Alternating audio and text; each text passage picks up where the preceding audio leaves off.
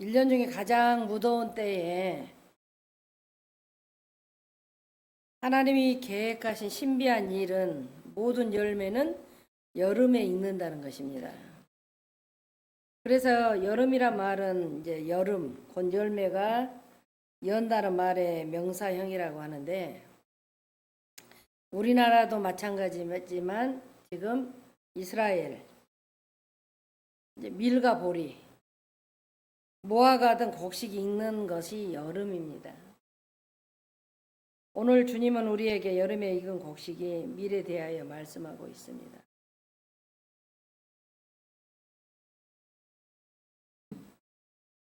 지금 보니까 우리가 이제 농사를 지은 지역에서 시골에서 살았지만 이것은 뭐 다 알지는 못하지만 우리가 시골에 보면 어떤 이제 농촌에 농부들에게 이렇게 말을 해보면 밀을 재배한 농부에게 말합니다. 넓은 밀밭에 밀이 무럭무럭 자라고 있는데, 우리나라 이제 저 어릴 때는 이렇게 밀을 많이 했어요.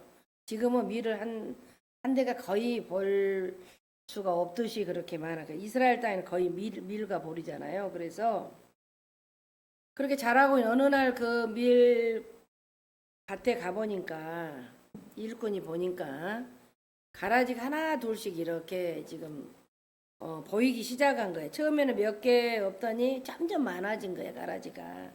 그래서 걱정이 돼서 주인에게 묻습니다.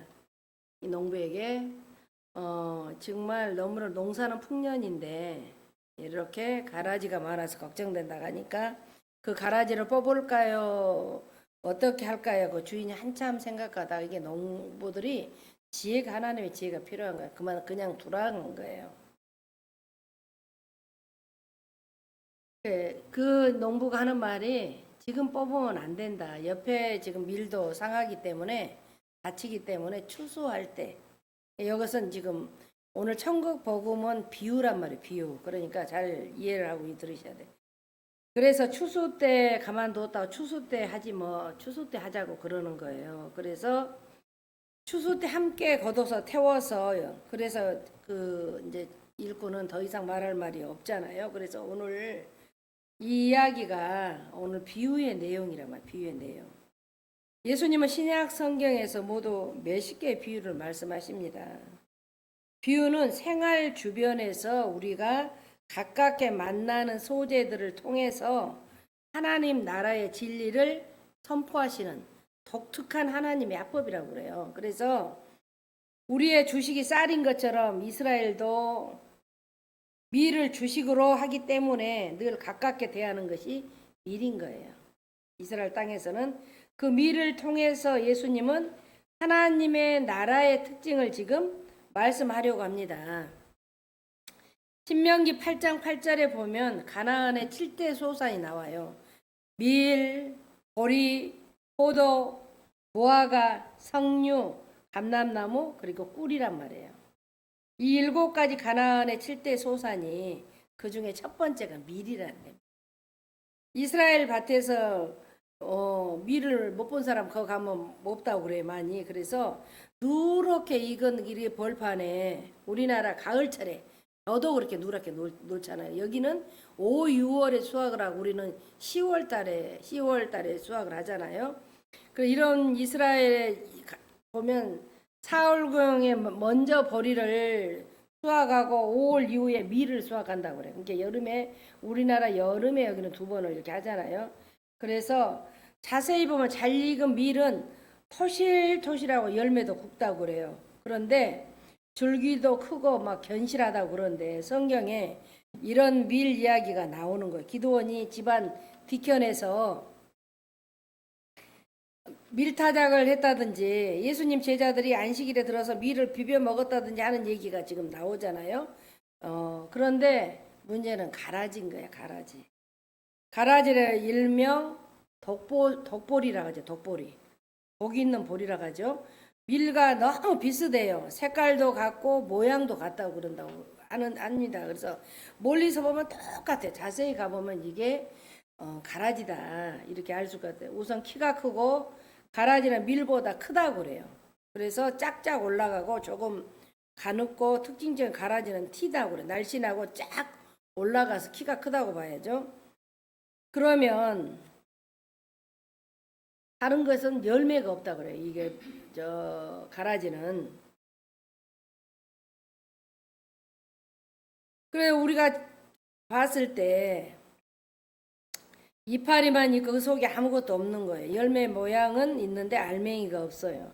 가라지가 있음으로 인해 미리 받는 손해는 영양분을 자꾸 빼앗아 먹기 때문에 지금 손해가 나는데 그래서 잘 자랄 수는 없다는 말이에요. 그러나 가장 큰 해는 나중에 이 가라지를 먹을 때 그 속에는 테무렌이라는 유독 알카로이드에 생긴 곰팡이 균이 그 안에 가라지에 들어있대요. 그래서 구토나 설사를 일으키는 것인데요. 그래서 그 사람들을 그것을 먹으면 병들게 하고 그래서 가라지는 농부에게 아주 골칫거리라고 그래요. 그래서 그렇다면 아무 때나 뽑을 수도 없고 밀과 너무 비슷하기 때문에 가라지를 뽑다가 밀도 뽑을 수도 있기 때문에 많은 농부들이 섣불리 가라지를 뽑지 않고 조금 두었다가 가라지 정체가 완전히 드러났을 때 뽑는다고 그래요. 이스라엘 그 나라에서. 그러면 밀과 가라지는 항상 함께 있는 거예요. 그러니까 우리가 성도와 또 지금 그게 사탄의 마음을 가지고 있는 그게 사탄의 종자들하고 같이 항상 있는 거예요. 문제는 같은 밭에 밀과 가라지가 같이 있다는 거예요. 밀은 밀대로 있고 가라지는 가라지로 있다면 문제가 없는데 섞여 있는 거예요. 섞여서 적당한 때 가라지 밭을 쟁기로 걸으면 되는데 섞여 있기 때문에 함께 있어. 밀과 가라지 함께 있기 때문에 어떻게 하지를 못하는 거예요. 그래서 이스라엘 밭의 현실 이런 것들이 그런 밀과 가라지 함께 있는 현실이 지금 우리가 교회의 현실이기도 한단 말이에요. 우리 안에 우리가 지금 다 아니까 그러지 모르는 사람이 많은 사람 속에 그 사람이 정말로 이게 성도냐 아니느냐 우리가 구분할 수 없는 거예요. 신천지인지 어떻게 알겠습니까? 모른단 말이에요. 그래서 우리가 교회 안에는 뭐 좋은 사람만 있습니까? 의인 사람만 있습니까? 선한 사람만 있습니까? 우리가 그렇지 않다는 우리 모두는 다 안단 말이에요. 그래서 탈무드 책에 이렇게 보면 노아 홍수 이야기가 나와요. 하나님이 배를 지금 만들고 모든 생물이 짝을 지어서 그 노아 홍수로 들어오는 오도록 했잖아요. 호랑이, 나비, 기린, 닭 등 모든 생물이 짝을 들어온 어떤 생물이 딸랑딸랑 그냥 지금 혼자 들어오란 말이에요. 그래서 너는 이름이 뭐냐 그렇게 저는 선입니다 그러는 거야. 나는 선입니다 그래. 그래서 왜 너는 혼자만 들어오니? 하나님 저는 짝이 없어요. 그래서 안 된다. 반드시 짝을 지어서 같이 와야 된다. 짝을 만들어서 맞춰 와야 된다. 얼마 후에 선이 짝을 데리고 왔어. 탈무드라는 책에 이제 이렇게 보면 하나님의 이름을 보니 딱 그 사람 그 이름이 뭐냐 그랬지. 악이라는 거야. 악을 짝을 만들어서 데려온 거예요. 이 선이. 이야기는 이 세상에 선과 악이 같이 있다는 말이란 말이에요. 교회든 가정이든 사회든 선과 악이 같이 있다는 얘기. 만일 착한 사람만 있어야 하고 악인은 없어야 한다면 문제는 나란 말이야. 내가 바로 죄인이요 악인이요 의인만 있어야 한다면 나는 어디로 가는 거예요? 2000년 교회의 역사는 이것을 교회의 거룩성이라는 이름으로 많이 토론해 온 거예요. 그런데 교회는 보통 거룩한 곳이라고 하면서 어떤 점에서 거룩하냐 여기에 많은 이론과 주장들이 있는 겁니다. 보통 교회 3대 표지라는 것이 있는데 교회는 어떤 교회든 세 가지 교회적 특성을 가져야 한다는 것입니다. 그것이 첫 번째는 사도성, 둘째는 단일성, 세 번째는 거룩성이란 말이에요.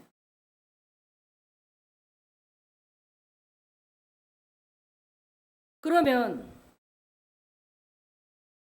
사도성이라는 이런 교회는 그럼 어쩌다 생긴 것이 아니라 예수님으로부터 배운 사도들이 가르침을 시작하는 것이에요. 그래서 어떤 교회든 역으로 올라가면 예수님과 사도들과 만나는 것이죠.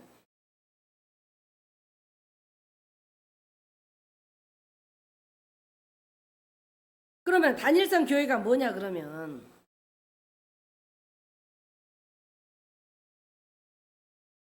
단일성에는 하나라는 것이잖아, 하나. 이제 교회는 천주교, 장로교, 감리교, 뭐 침례교 이런 건 다양한 교회가 이제 감리교 등 많지만 예수 그리스도를 믿는 교회는 단 하나라는 거예요. 단일성이 하나라는 거죠. 감리교, 천주교, 침례교는 다양한 교회가 있는 것이 아니라 예수 그리스도 안에서 하나의 교회만 있다는 거예요.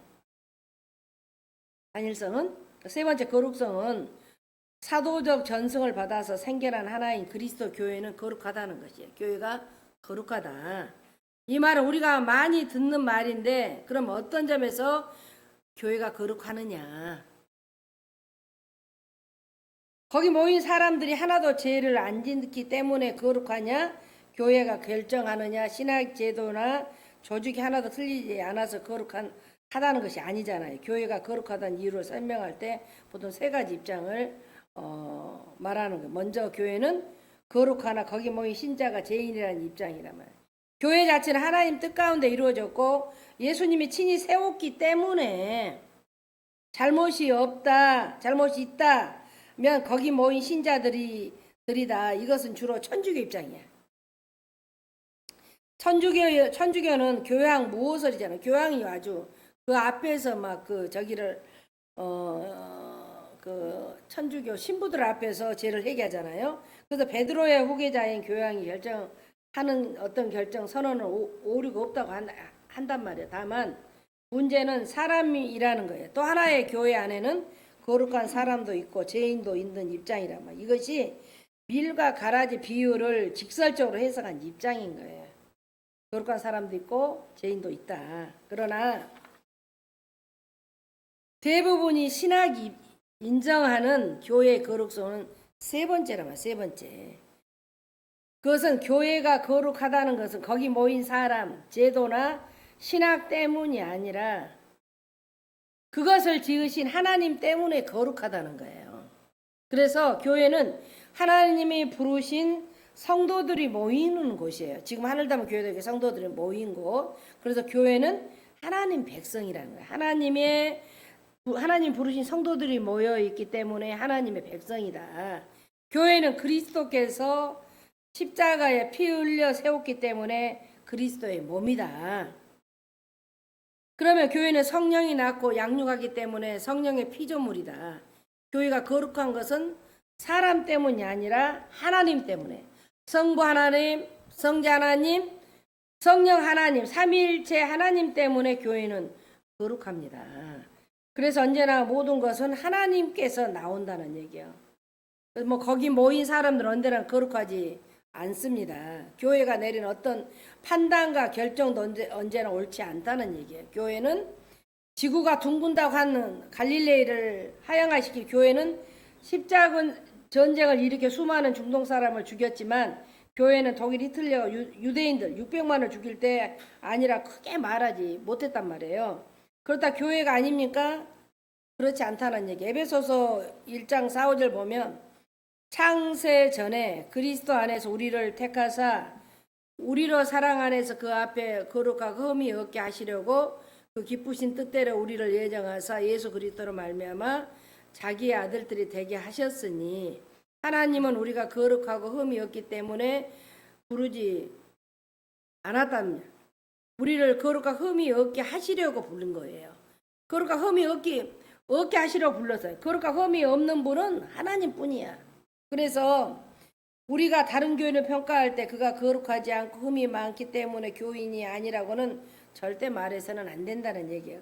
거룩하고 흠이 없는 것은 그가 교인된 증서가 아니라 그가 교인된 목적이란 말이에요. 오로지 하나님만 한 분만 하나님이신 한 분만 거룩하고 흠이 없기 때문에 우리는 거룩하신 하나님 때문에 우리를 거룩한 성도라고 부르심을 받았다는 얘기란 말이에요. 그래서 고린도전서 1장 1절 2절 보면 바울이 말한 교회에 대한 좋은 정의가 있어요. 하나님의 뜻을 따라 그리스도 예수의 사도라 부르심을 받은 바울과 형제 소수대네는 고린도인은 하나님의 교회 곧 그리스도 예수 안에 거룩하여지고 성도라고 부르심을 받은 자들과 또 각처에서 우리의 주 곧 그들과 우리 주 대신 예수 그리스도의 이름을 부르는 모든 자들에게 여기 중요한 것은 그리스도 예수 안에서 거룩하고 성도라고 부르심을 받은 자들이라고 말해요. 여기서 바울은 성도라고 부르고 있어요. 성도는 거룩한 백성이다. 그래서 이제 소수대네는 이거 성경에 한 두 번인가 한 번인가 나오는 거 사도행전 18장도 나와 있는데 바울이 이쪽 선교 전동에 고린도에서 1년 반 가르칠 때 계열을 해서 유대인 총독이 이 사람들을 고도라 그때 당시로 그 일을 했다가 딱 한 두 번 나온다 말이란 말이에요. 그래서 여러분 우리는 거룩한 백성이에요. 거룩한 백성. 감히 이름을 쓰기 죄송하지만 바울은 우리를 거룩한 성도라고 이렇게 부릅니다. 그래 어떤 점에서 그럽니까? 다시 보면 그리스도 예수 안에서 말한 것. 예수 안에 있지 않으면 거룩한 백성이 아니잖아요. 거룩한 백성이. 성도가 아니자는 거예요. 우리는 본래 거룩한 성도도 아니라 그리스도 예수 안에 있을 때 드디어 성도라는 거예요. 이게 중요한 표현입니다. 아주. 그냥 거룩한 성도가 아니라 예수 그리스도 안에서 거룩하여지고 있다는 거예요. 거룩이 명사, 동사죠. 거룩이 동사. 어떤 순간에도 거룩하지 않아요. 거룩하여지고 있다. 이렇게 거룩을 향해 가는 거예요. 지금 우리가. 우리 전제가 거룩하다는 거 아니라 우리 목표가 거룩하다는 거예요. 그러면 그 성도가 하는 일이 무엇이냐? 고린도전서 1장 2절에 보니까 뒷부분에 우리 주 대신 예수 그리스도의 이름을 부르는 모든 자에게 예수 이름을 부르는 자, 예수님을 찬양하고 예수 이름을 부르는 자, 우리가 교회 안에 살 일에 딱 한 가지야. 우리 주 예수 그리스도의 이름을 부르는 자란 말이야. 그래서 다른 것이 없어. 본래 죄인은 우리가 행위로 거룩을 증명할 수도 없는데 우리는 모두 죄인이란 말이에요. 그런데 은혜로 거룩한 성도가 되라고 부름을 받아서 우리의 할 일에 딱 한 가지. 예수 그리스도의 이름을 부르는 자들, 예수 이름을 부르는 자들, 그저 엎드려 그분의 긍휼을 의지하는 거. 우리가 주일마다 부르는 임예송이나 누구도 주 앞에 다가설 수 없네. 오직 주의 보혈, 주의 긍휼이 나아가는 거예요. 그래서 교회 안에서 우리 모두 죄인인 거예요. 밀과 가라지와 같은 거예요. 그래서 얼마나 우리한테는 그 특권입니까? 그래서 문제는 교회 안에 밀과 가라지 함께 있다는 걸 현실적으로 인정하지만 그것은 가라지가 있어도 좋다. 가라지는 필요하다는 뜻은 절대 아니라는 거예요. 가라지는 없을 수 없지만 없을수록 좋잖아요, 여러분. 그래서 어쩔 수 없이 함께 있지만 가라지는 없을수록 좋고 우리는 가라지를 없애기 위해서 정말 노력해야 한다는 것이에요. 그러면 가라지는 어디서 왔냐면 일꾼들이 13장 27절에 보니까 그렇게 얘기하잖아요. 집 주인의 종들이 와서 말하되 주여 밭에 좋은 씨를 심지 아니하나이까. 그러면 가라지가 어디서 생겼냐 이렇게 얘기한단 말이에요. 어디서 생겼느냐. 그렇게 28절에 주인이 가로되 원수가 이렇게 하였구나. 종들이 말하되 그럼 우리가 가서 이것을 뽑기로. 원수가 그렇게 했다는. 원수가 주인이 이르되 원수가 이렇게 했대. 같은 내용의 말씀 25절에도 나와 있잖아요. 사람들이 잘 때 그 원수가 와서 곡식 가운데 가라지를 덧뿌리고 갔더니 잠잘 때 같은 세상이잖아요. 근데 원수 가서 가라지를 이렇게 갔어. 근데 우리가 알 수 있는 것은 같은 세상인데 같이 교회라고 신천지가 안으로 들어와서 난리 버거지를 치잖아요. 그래서 우리는 정말 우리가 주님 날에 그날의 날까지는 악인과 우리가 밀과 가라지, 악인과 선한 사람이 다 공존하지만 분명히 최후 성기는 잘 하는다고 볼 수 있단 말이에요. 그래서 사탄 손길에 있어도 우리가 회개하고 돌이켜서 돌아오면 되는데 그것을 절대 하지 않아요. 가라지는 그냥 생기지 않아요. 원수가 뿌린 거예요. 원수가. 사탄 마귀가 뿌린 거란 말이에요. 어쩔 수 우리와 함께 있지만 정상적으로는 그렇지 않는 거예요. 그것은 하나님이 주신 것이 아니에요. 원수가 아니라 가라지는 원수가. 우리가 심각한 거에 우리가 나오는데 늘 봤을 때 악이 어디서 왔냐면 그러면 신학 주제가 나오는데 악이 어디서 왔어요? 우리 모두 죄인이고 죄인된 존재로 성도가 되기 위해서 부름 받았는데 성도는 가만히 있다는 것이 아니라는 거예요. 악과 싸워야 한다는 거예요. 사탄과 싸워야 한다는 거예요. 악은 어디서 오냔 말이에요. 악은 키시너라는 신학자가 쓴 책에서 왜 선한 사람들에게 불행이 찾아오는가 하는 이 책 제목의 이름 그 책 속에 악의 원인에서 세 가지 모델을 얘기한단 말이에요. 먼저 힌두교와 불교의 모델이다. 여기서 악을 운명적으로 봐버린다. 악은 마치 동전의 한 면과 같다. 뒤집어나 앞으로 보나 같다. 한 면이 있으면 다른 면이 있듯이 생명이 있으면 죽음도 있고 선도 있으면 악도 있다. 소위 운명론이라고 얘기를 한다면 운명론. 사람이 태어나면 선도 있고 악도 있는 것이지 악이 어디서 왔는지 묻지 말라. 힌두교, 이슬람, 불교 우리의 전통 종교가 다 운명론이에요. 두 번째 유대교는 악과 선과 다르지만 악도 하나님 자신의 목적을 이해한 사용하신다고 믿단 말이에요. 이것이 욥기가 그 예란 말이야. 하나님의 마귀의 시험을 허용하여 욥을 시험했듯이 악이 하나님의 창조물은 아니지만 하나님은 악을 사용하실 수 있다. 그러나 가장 성경적인 모델은 악은 마귀에서 온다는 얘기예요. 마귀. 마귀가 그러면 어떤 타락한 천사에서 오잖아요. 타락한 천사로 이 땅에 실체로 존재하면서 끊임없이 인간을 괴롭히고 침투하고 악의 출처가 곧 마귀라는 얘기예요. 그래서 마귀는 두 가지를 표현해. 마귀.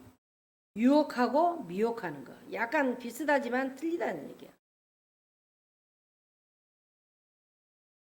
유혹은 마귀가 우리에게 도덕적을 범죄를 하게 만들어요.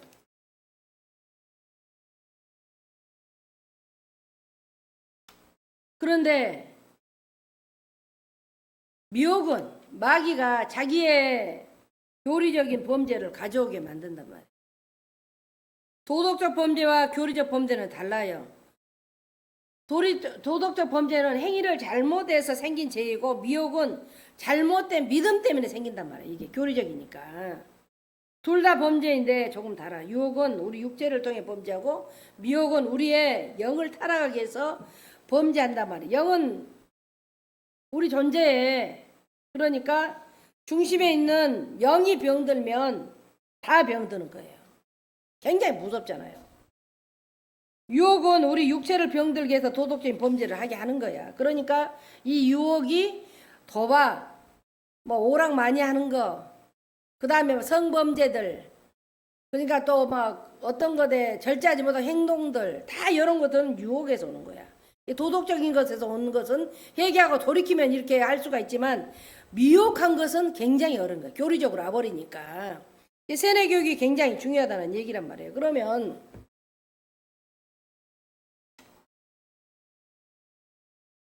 미혹은 우리 영혼을 병들게 하니까 이단에 빠져버리는 거예요.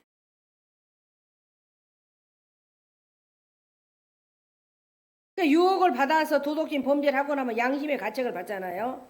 아, 내가 살인했나? 왜 내가 성적 범죄를 저질렀나? 조금만 참을 걸. 그래서 그걸 깨달으면 회개하게 된단 말이에요. 유혹은 절대 미혹은 그렇지 않아요. 미혹은 행동이 잘못된 것이 아니라 영혼이 잘못됐기 때문에 회개가 어려운 거예요. 성경은 이것을 막 영의 침체, 영의 침륜 막 이렇게 하는 거예요. 이게 병든다는 얘기란 말이에요. 영이 무너진 거예요. 영이 깨진 거예요. 영이 깨어졌기 때문에 정상적인 사업을 할 수 없어요. 그래서 지금 보면 제가 아는 이런 구원파들도 많이 있는데 그런 가정을 이렇게 아내가 이제 구원파에 빠졌는데 평생 남편이 울고 매달리지만 아직도 안 돌아온단 말이에요. 25년째 되었지만 안 돌아온다는 얘기예요. 어떤 목사님의 아들이 하나님의 교회에 빠진 거예요. 안산홍이 하나님이라고 하잖아요. 그 사람들이 가지고 다니는 찬송가를 깜짝 여러분 놀립니다. 안산홍 찬송가 79장에 보면 주 하나님 지으신 모든 세계 이 찬양이 그게 이 사람들이 가지고 다니는 찬송가는 이렇게 써 있어. 안산홍님 지으신 모든 세계 내 마음에 그래 볼 때 안산홍이 하나님입니다. 이렇게 써져 있어요. 어떻게 사람이 하나님 될 수 있습니까, 이게? 미혹을 받으니까 그렇게 된다. 정말 무서운 거예요. 정말 무서운 거예요. 그럼 언제 우리가 미혹을 받습니까? 아까 마태복음 13장 25절에 그랬잖아요. 사람이 잠잘 때 원수가 와서 뿌렸다 그랬잖아요. 잠잘 때. 사람들이 잘 때 그 원수가 와서 곡식 가운데 가라지를 덧뿌리고 갔더니 잘 때 미혹하는 거야. 잘 때. 유혹은 한낮에 마귀가 공격하는 것이야. 유혹은. 그런데 미혹은 한밤에 마귀가 공격하는 거야. 우리 영혼이 깊은 잠에 이렇게 빠져 있을 때 잘못된 믿음이 우리 속에 쏙 하고 들어와서 우리 영혼을 타락시켜 버린단 말이에요. 영의 침체 우리 영을 깨뜨려 버려. 영의 침는 한 번 미혹당하면 정말 회복하기 힘들어요. 이게. 지금 한국 교회를 어지럽힌 최고의 미혹이 신천지. 이게 그러니까 굉장히 위험한 거라고. 신천지가 가장 위험한 것은 그 미혹성이 크고 깊다는 얘기예요. 신천지가 다른 이단들은 교회 밖에서 활동해요. 교회 밖에서. 통일교든 구원파든 여호와 증인들은 그들을 안 만나면 돼. 그들은 모이는 교회를 안 가거나 그들의 전도를 받지 않으면 되는데 그런 신천지는 교회 안으로 들어와 버려. 교회 안으로. 교회를 밭으로 보고 많은 신천지들이 자기들 교회로 데려가 버려. 이걸 추수라고 한단 말이에요. 교회 어려운 교회마다 가서 자리를 잡고 서비스를 하고 돈을 헌금을 내주고 다 한단 말이에요. 평범하게 너무 힘들어서 이렇게 하고 큰 교회 가면 큰 교회 가서도 정말 지적인 사람처럼 그렇게 신앙생활 하듯이 가서 자리를 잡고 앉아있는 거예요. 이렇게 교회 안에 가서 추수한 게 이런 사람을 추수꾼이라고 해요. 밀 가라지 추수꾼이라 한다는 얘기란 말이에요.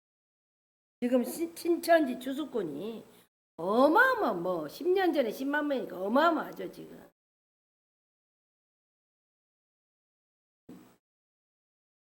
그러니까 전국에 있는 모든 교회가 신천지에 사람들이 들어가 있다고 보면 돼요.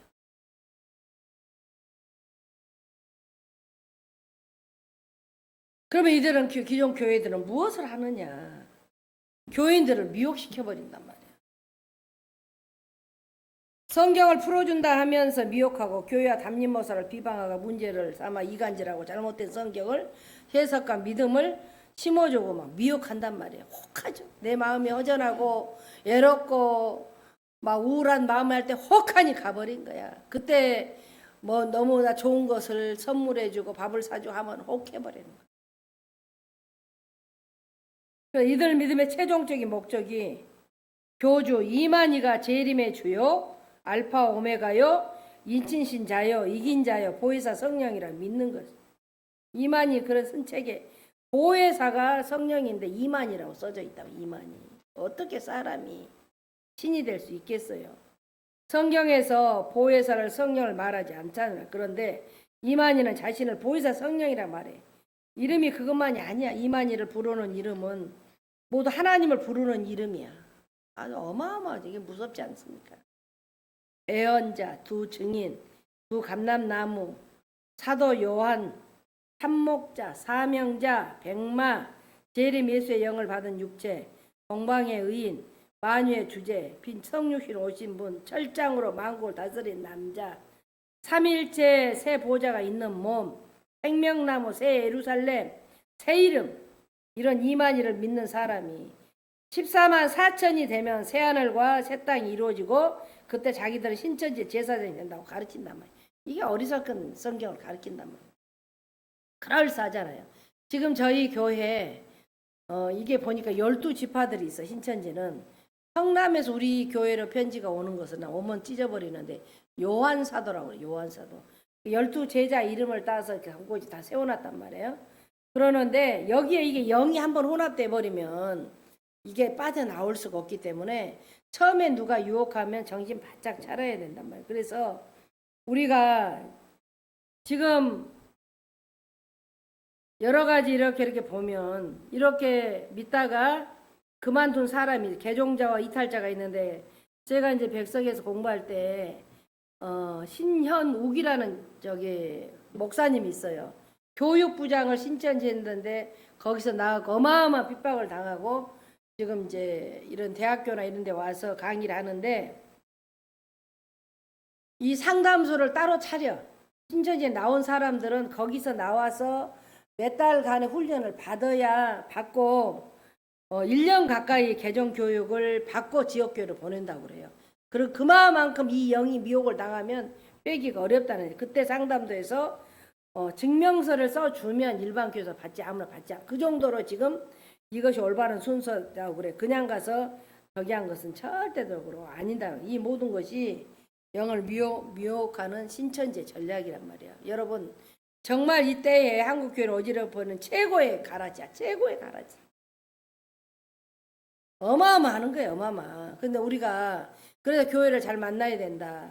절대 미혹되면 지금 어떤 교회들 내가 예수를 이렇게 믿었는데 잘 되기만을 우리는 예수님을 알고 은혜를 받은 순간부터 우리는 고난과 더불어 가는 거예요. 왜? 하나님이 단단해지고 그 고난을 거쳐서 모든 것을 싸워 승리할 수 있도록 우리는 하나님이 가게 돼 있어요. 그래서 원상이 자란 그런 하초처럼 놔둬버리면 다 이끌려서 미혹 당해버린단 말이에요. 그래서 여러분은 우리는 그렇게 갈 때 지금 얼마나 지금 사회가 지금 어지럽습니까? 이 종교가 어마어마한. 그래서 신천지 같은 한국 교회를 어지럽힌 이런 최고의 가라지 신천지. 우리는 여기서 분별해서 정말 이겨야 돼. 최고의 정신을 차려야 된단 말이야. 그래서 이러한 최고의 가라지도 하나님은 승리하신다. 아멘. 그러니까 밀과 가라지가 같이 있다면 우리는 어떻게 종이 주인에 가서 물어서 주인이 말하는 주인이 이르되 가만두어라 가라지를 뽑다가 곡지까지 뽑을까 염려하노라 이제 이렇게 말씀하잖아요. 주인이 가라지가 있는 것을 모르고 있는 것이 아니에요. 가라지가 좋아서 그냥 거기다 두라는 것이 절대적으로 아니라는 얘기란 말이에요. 곡식이 뽑힐까 봐 참고 있는 것이로. 그러나 주인이 한없이 참지 않잖아요. 30절에 보니까 둘 다 추수 때까지 함께 자라게 두라. 추수 때에 내가 추수꾼들에게 말하기를 가라지는 먼저 걷어 부스하게 단으로 묶고 곡식은 모아 내 곡간에 넣으라 한다는 게 분명히 주인은 반드시 심판하는 거예요. 그때 그 가라지는 심판은 이제 그때 지금 추수꾼들이 이제 이때 분명히 주님의 심판 날에 이것을 처리한다는 얘기예요. 죄인과 이거 심판을 한다는 얘기란 말이에요. 그래서 그 심판이 엄중하고 정말 확실하다는 얘기예요. 우리는 성경은 절대로 약속의 말씀은 그대로 있는 거예요. 그 악은 언제나 패배하는 거예요. 악은 우리가 지금 보면 구원파들 여러 가지 이렇게 하지만 진리는 반드시 승리하고 악은 패배한다. 그러면 우리가 하나님은 반드시 승리한다는 우리는 항상 확신을 가지고 있잖아. 그 믿고 그걸 가야 된다는 얘기야. 마귀의 유혹과 미혹은 반드시 실패하게 돼 있어. 이거는 돼 있어. 그러나 교회는 반드시 이기는 거. 하나님의 목적이 교회예요. 교회. 어떤 믿음이고 사람을 하나님 눈으로 믿는 믿음을 반드시 사라질 거죠. 문선명도 박대선도 유병원도 죽고 안상원도 이만희도 곧 죽을 것이잖아요.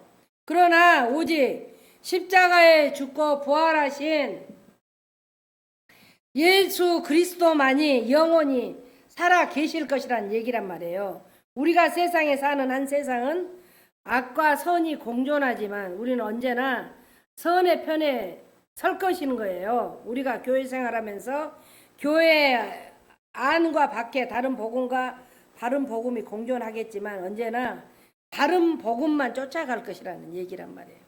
우리가 지금 어쩔 수 없이 가라지와 함께 살아도 하나님은 반드시 때가 되면 가라지를 심판하실 것이란 말이에요. 여러분 명절에 가족들 모이고 어떤 생활을 해보지만 믿음이 같아도 믿음의 정도가 틀리니까 다 다르는 거예요. 우리는 첫째 믿음 있는 가정에서는 하나님 앞에 예배를 하고 하나님을 중심으로 그렇게 왔을 것이고 또 예형적으로 한 게 아니라 예배를 못 드렸으면 예전보다 더 언어나 이런 것들을 또 주님의 뜻으로 얘기를 했을 것이고 한단 말이에요. 우리는 하나님 없이 못 살아. 나 혼자 못 살아요. 하나님 나를 창조해 주셨기 때문에 정말 그 창조 속에 살아가는 거지. 절대 내 혼자 살 수는 없는 거예요. 그래서 우리가 세상에 밀과 가라지가 우리가 직장에서나 어디서나 가정에 봤을 때 밀과 가라지가 공존해서 분명히 그 가라지를 손댈 수도 그러서 하나님 나는 괜찮은 줄 알고 저 가라지 좀 없애주세요. 하나님 때를 기다려야 되잖아. 때를. 그래서 우리가 신앙적으로 성도에 늘 우리는 그리고 교회는 승리한단 말이에요. 꼭 승리해요. 진리는 승리하는 거예요. 진리는 승리해요. 우리도 승리할 것입니다. 그래서 정말 오늘 이 말씀이 우리 안에 들어와서 우리가 하나님과 심판하시고 교회도 승리하고 진리 안에 승리하고 꼭 우리도 승리할 것을 믿는 오늘 하늘담의 모든 성도님 되시기를 축복합니다.